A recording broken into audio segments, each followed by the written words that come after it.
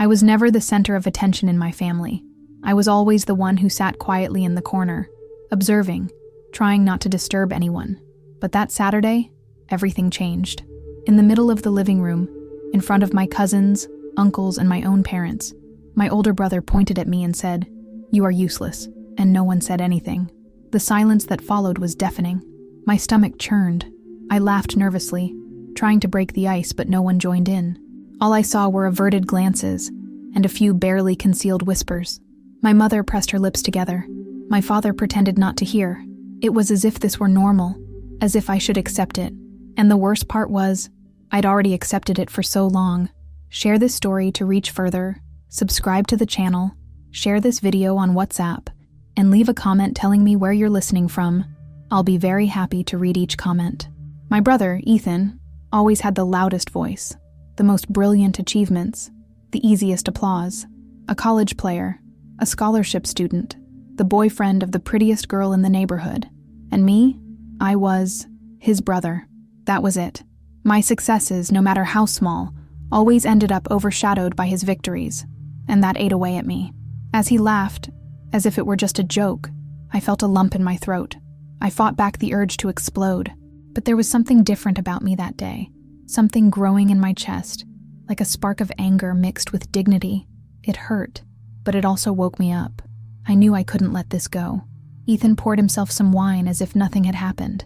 The conversation continued, but all I heard was that echo. Useless.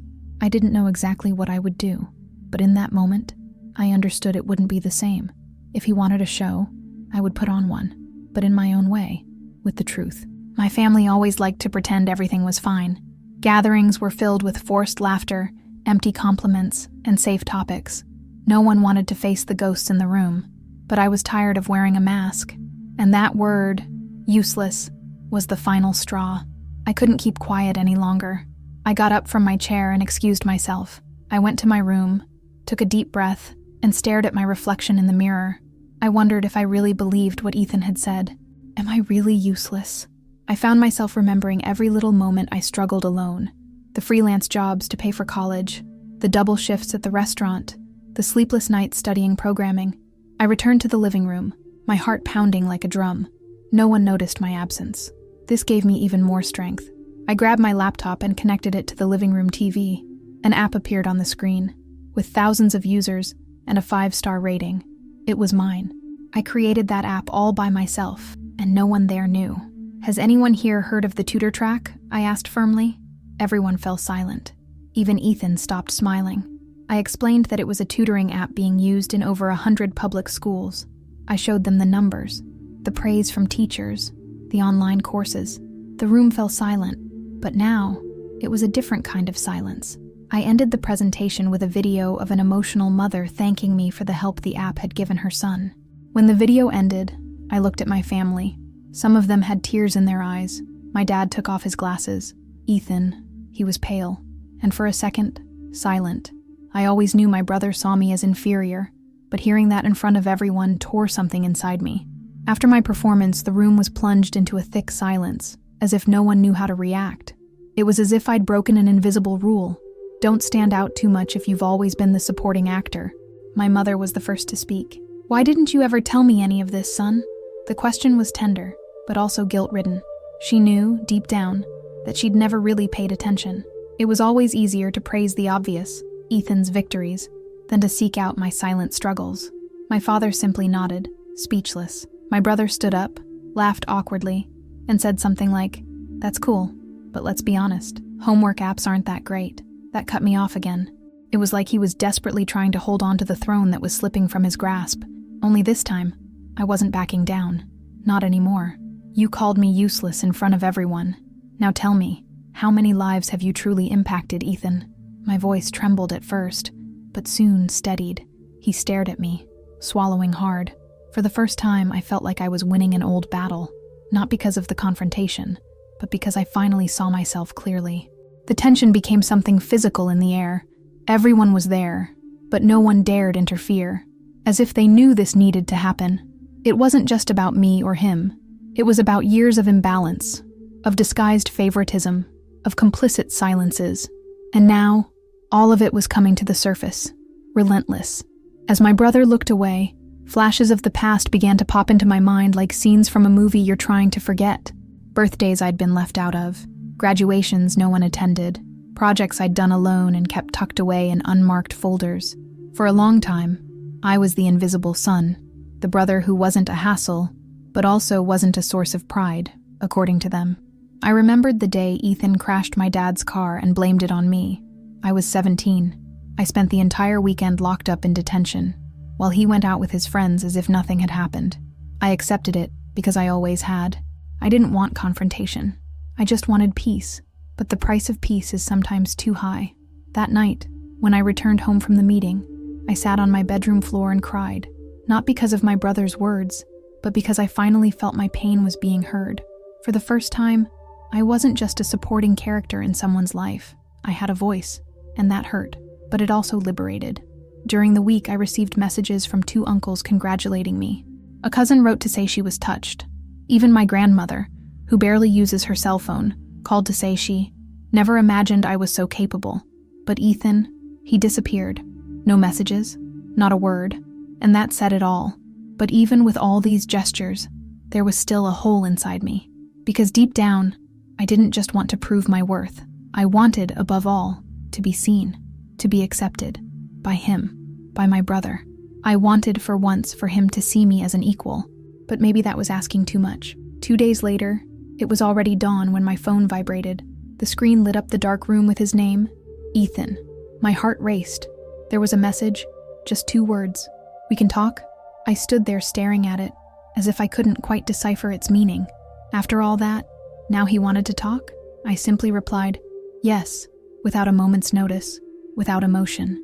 15 minutes later, he stood at my door, wearing an expression I'd never seen before. It wasn't arrogance. It wasn't contempt. It was uncertainty. For the first time, he seemed small before me, as if the world he dominated had begun to crumble. We sat on the porch, like we used to when we were kids. Ethan fiddled with his keychain, avoiding my gaze. "I think I overdid it on Saturday," he said. I fell silent. I wanted to hear more. I needed to hear more. For years, I'd swallowed it all in silence. Now, I wanted him to feel the weight of every word that had hurt me. "Actually," he continued, "I always knew you were better than everyone thought, but I was afraid." He said it with a crack in his voice. Afraid of losing my position, you know? Of no longer being the family hero. The confession took me by surprise. For the first time, he admitted that his pride was actually insecurity. I was speechless. Part of me wanted to scream. Another part wanted to hug him. Because despite everything, he was my brother. And there, on that cold night, 2 men who grew up under the same shadow began to truly see each other. For the first time, there was room for dialogue and for healing. In that conversation, Ethan revealed things I never knew. How he felt pressured to be the best. How he hated being compared to our father, who always demanded perfection. "You had freedom," he said. I didn't. I could only be number 1. It made me rethink everything I'd thought about him. Maybe we were just 2 survivors in different trenches. He talked about nights he'd cry in the bathroom so no one could hear. How he hated seeing me calm because it made him feel even more lost. How fame, trophies, girlfriends, all of it was an escape, a disguise. And I realized that sometimes, those who seem to be on top are also drowning inside. "You're the strong brother," he said. "Always have been." I almost laughed. I'd never felt strong. But in that moment, I realized my strength wasn't visible like his muscles or his trophies. It was silent. It was resilience. It was pushing forward even when no one notices. And now, finally, he saw it. The pain of the past was still there. I wasn't going to make it go away with a conversation, but something shifted. A kind of respect began to blossom there, still fragile but real. And for the first time, I felt that maybe, just maybe, we could build something new. Not erase everything, but transform. That night, before he left, he said, "I admire you, even though I've never said it." And that was the applause I'd been waiting for my whole life. Not from an audience, but from the only one that mattered. And as much as it still hurt, I knew something powerful had begun there. The next morning, I woke with a strange feeling in my chest. It was like something was suspended in midair, about to fall. Ethan hadn't texted, and I hadn't reached out either. There were still raw wounds between us. The previous night's conversation was a start, but not a complete healing. It was like walking on broken glass. At Sunday lunch, the family gathered again. I didn't want to go, but I did. I needed to face it head on. As soon as I walked in, everyone looked at me warily, as if afraid of hurting me again. Forced smiles, pats on the back. But that wasn't what I wanted. I wanted the truth. Ethan arrived late. He entered quietly, his old air of superiority gone. He sat on the couch and started fiddling with his phone. At another time, that would have irritated me. But now, it only saddened me. I realized that behind the shield lay a lost man, a boy who was never allowed to be weak. The difference was, now I saw it. During lunch, no one talked about Saturday. It was as if everyone wanted to sweep the matter under the rug, but I couldn't help it. I raised my glass and said, "I want to thank you for being here, and for listening to me the other day. Sometimes we just need to be heard to remind ourselves that we belong too." Some smiled, others looked away. Ethan said nothing, but I saw it. He blinked slowly and nodded, almost imperceptibly. And in that gesture, there was more than words. It was a silent apology. It was pride swallowed, albeit soundless. And that, for me, was already a step. That night, without much thought, I posted a snippet of my presentation on Instagram.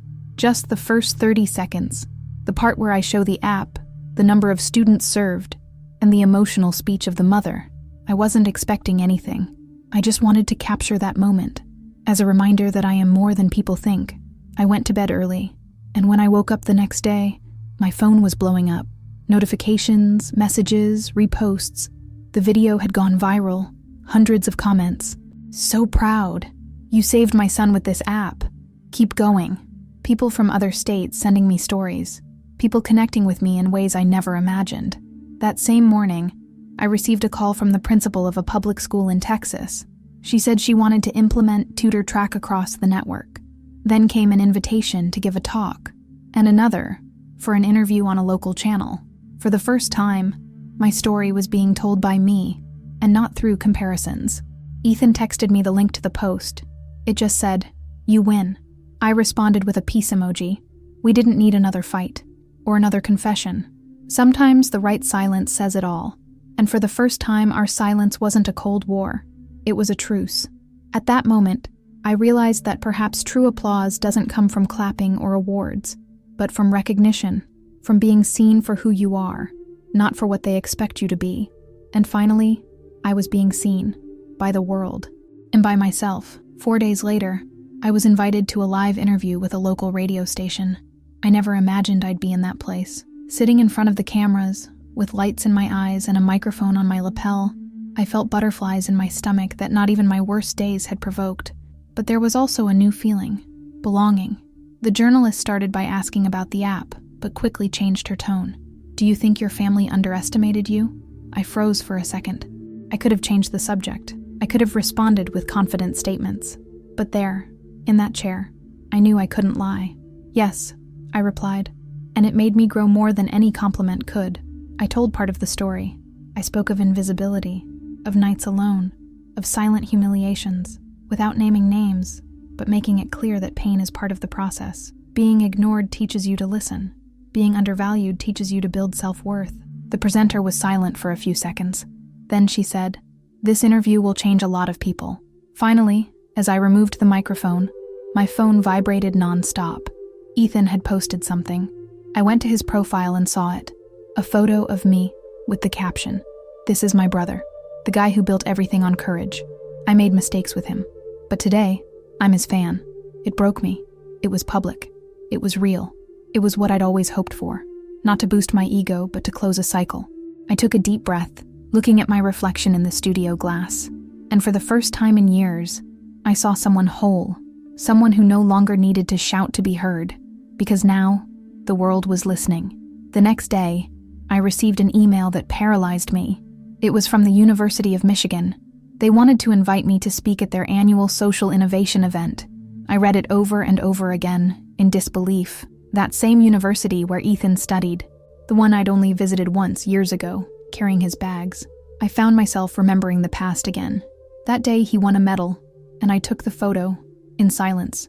The time he said I would never have a place in that place. Now, that space was calling to me. not as a shadow, but as a reference, and it made me understand how far I had come. I called my mother. She cried on the phone. She said she felt guilty, that she should have paid more attention. I told her it was okay, that the past couldn't be erased, but it could be rewritten. And she replied, "You rewrote ours with your own hands." That sentence stuck with me, and in that moment, I forgave everything once and for all. I went to Ethan's house that afternoon. I knocked on the door unannounced. He opened it with a shy smile. I showed him the email on my phone, and he hugged me, tightly, like never before. "You'll shine there," he said. And deep in his eyes, there was no envy, only pride, the one I'd been waiting for my whole life. Before he left, he said to me, "Thank you for not giving up on me either." And in that moment, I realized, sometimes the greatest victory isn't success itself, it's turning hurt into healing. And now, finally, I was healing. The University of Michigan auditorium was packed. Over 300 people, including students, professors, business people, and technologists. I arrived early, my throat dry and my hands shaking. The stage was the same one where, years before, Ethan had accepted awards while I watched from the back of the audience.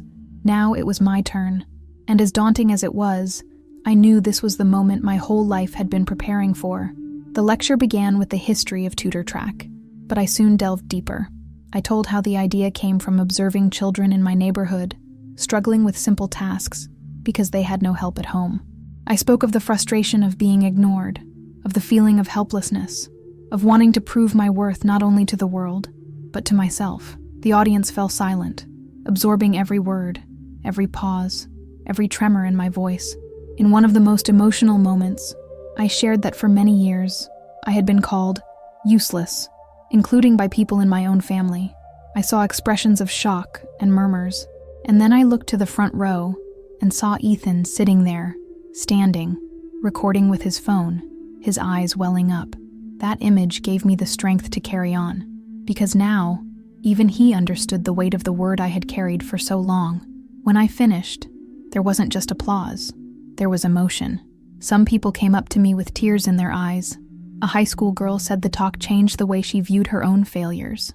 A man hugged me, saying he'd been waiting years to see stories like mine told. It was as if my pain had become fuel for others' healing, and that was priceless. Later, in a university cafe, Ethan approached me with an envelope. Inside was a handwritten letter. He said nothing. He just handed it to me and left. When I read it, it was an apology, a real one, with all the words I needed to hear. He admitted his jealousy, his competition, his fear. And he said that today, more than ever, he knew I was everything he wished I had been. Resilient, authentic, free. It destroyed me inside, but in a good way.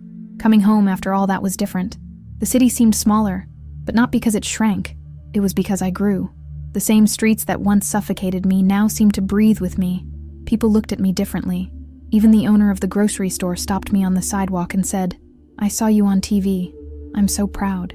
It was as if, finally, I existed. My father, who had always been tougher, called me to the porch to talk. He wasn't one to show his feelings, but that night, his voice breaking, he said, "I'm sorry I made you feel like I wasn't enough." I cried, not out of hurt, but out of relief. He was the father I'd waited for so long. And even though it was late, that gesture came as a blessing, because forgiveness is also a kind of freedom. I started receiving invitations from NGOs, schools, and companies, not because of the app's numbers, but because of the story behind it. People wanted to listen. They wanted to understand how a young man, invisible in his own home, had managed to become a leader in something no one believed in. And I said yes to each one, because now, telling this story was my mission. I knew there were thousands of other useless people out there, waiting to be seen. Ethan began to accompany me. At every lecture, every meeting, he was there, sometimes silently, sometimes smiling, sometimes simply as support. Our relationship still had its scars, but it was being rebuilt based on something new: respect. The kind of respect that arises not from automatic admiration, but from genuine recognition. A respect earned, not inherited. And then, a year after that dinner, I received a state award for social innovation. The name on the certificate was mine alone. And on that stage, when they handed me the trophy, I remembered everything. The phrase, "you're useless," the silent room, the stifled pain. Now, all of that was just the trail that had led me there. And before the audience, I simply said, "Thank you for listening to me. Now I know I was never invisible. I was just biding my time." Over time, Ethan and I began meeting outside of events, away from the cameras, without the burden of formalities. Our conversations changed. They were no longer arguments disguised as jokes.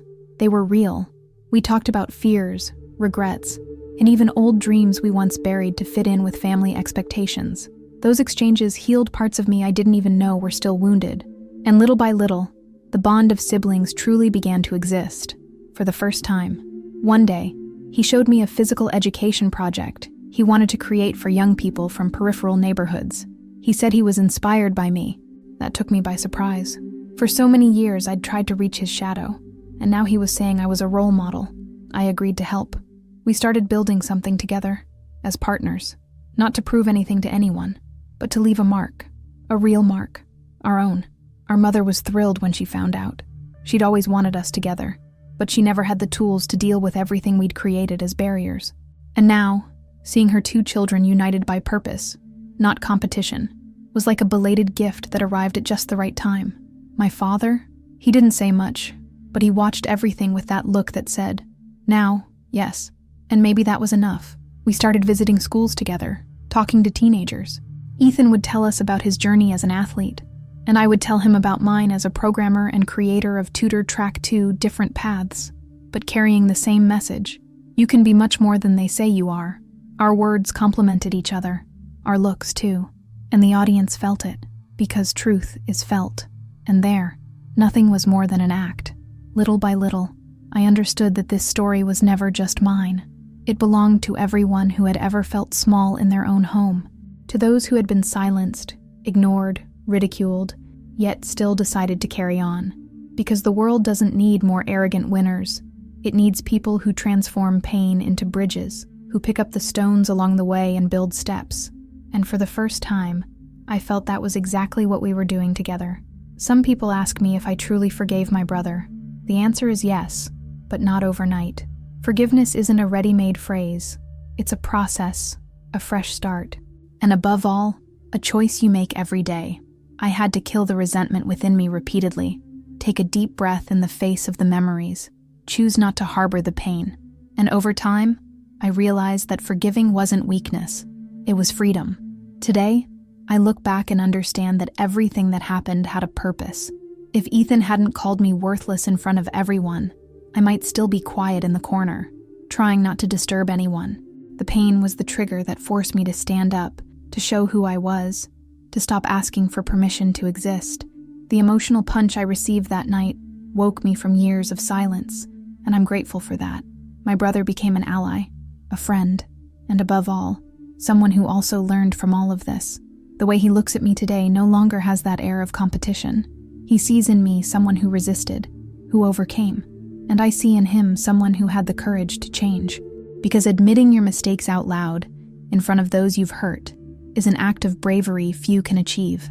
Together, we created the Dois Irmãos Institute, a project that unites education, sports, and technology to transform the lives of invisible young people like we once were.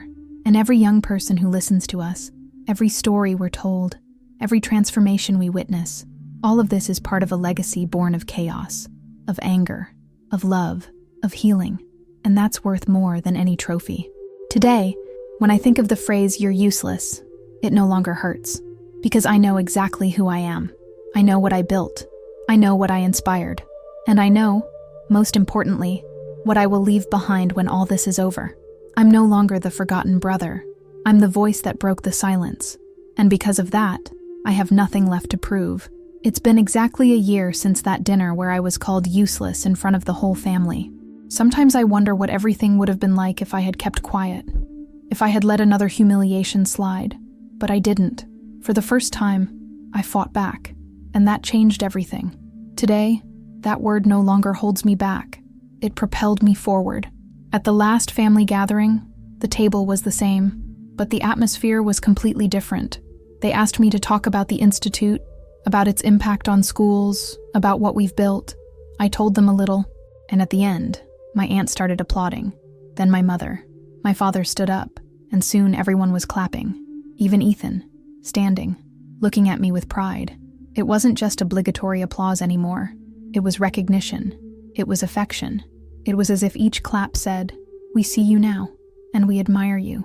I felt a lump in my throat, but I didn't cry. I didn't want to erase that moment with tears. I just took a deep breath and committed it to memory, because it was the kind of scene I'd been waiting for my whole life. Afterward, Ethan hugged me and whispered, "You deserve this, and so much more." I simply replied, "Thank you, truly." Nothing more was needed. That moment sealed a long, painful, but profoundly transformative journey. And now, every time someone calls me a winner, I think, no, I didn't win alone. I survived, and that's even greater. If you've listened this far, I want to thank you from the bottom of my heart. If this story touched you, share it now on WhatsApp. Leave a comment saying where you're watching from, and subscribe to the channel.